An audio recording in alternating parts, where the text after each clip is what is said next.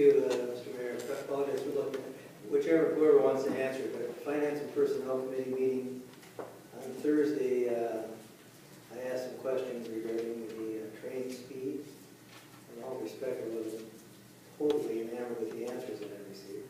The local superintendent, I think you mentioned 60 miles an hour is the federal guidelines, I believe.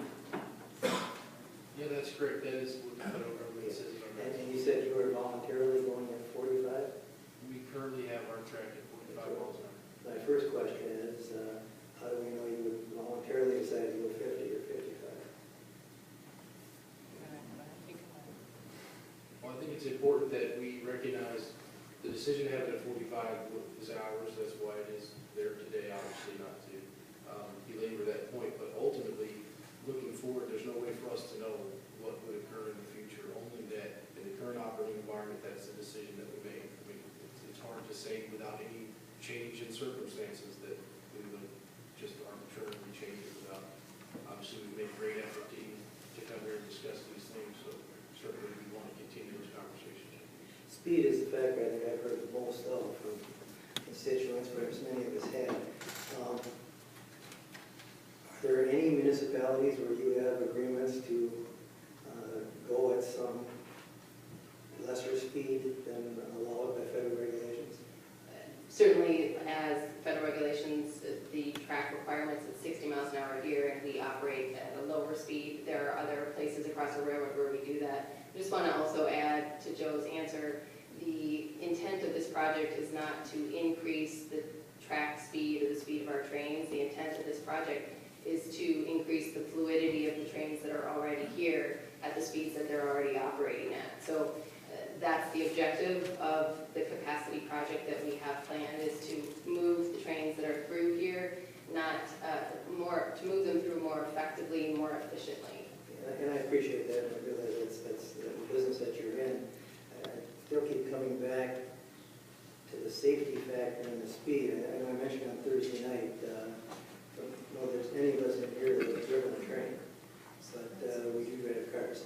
And usually, when you go faster in a car, the likelihood of a safety problem is greater than when you don't go faster. Do you have the capability of reaching an agreement with whether it's C.A.R.S or any municipality to lower your speed? It just seems to me, I don't know anything about the speeds, but if 60 miles an hour, it may make all the sense in the world in the country. It may not make quite as much sense. And in the part of the city I live, the far south side, we have 2 tracks already. And I've lived for almost 4 years within 2 blocks of the trains, and most of the time I didn't know the trains were going by. Now I can hear them and all shakes. Well, I would say that there's certainly many areas, large metropolitan areas across our network where we operate faster, where we operate at 60 miles an hour or faster, including Chicago. And in the suburbs of Chicago, we operate faster than 45 miles an hour. Those are in locations where we have single track, double track, and triple track. So again, we operate safely. When you talk about the safety statistics of the railroad, last year being an all-time safety record for the railroad, when you look at incidents per million train miles traveled, those are at speeds across our railroad, many of them at faster than 45 miles an hour. But again, I would say that the intent of this project is not to increase our train speeds through here. The other thing I just would also caution people is, and Joe mentioned this a little bit earlier, but one of the things that we've heard from community members and from you is this concern about emergency response time. And when you look at slowing down train speeds, you are going to have trains occupying crossings for longer. That's certainly something that you have to weigh when you consider the speeds through communities and what you're looking for, because a train moving at a slower speed, clearly clears a crossing at a much slower rate. So, that's something to keep in mind when you talk about ability to respond and what speed discussions mean. I appreciate that, and there will be other members, so I'll just finish with just a quick comment, because I've read that as well.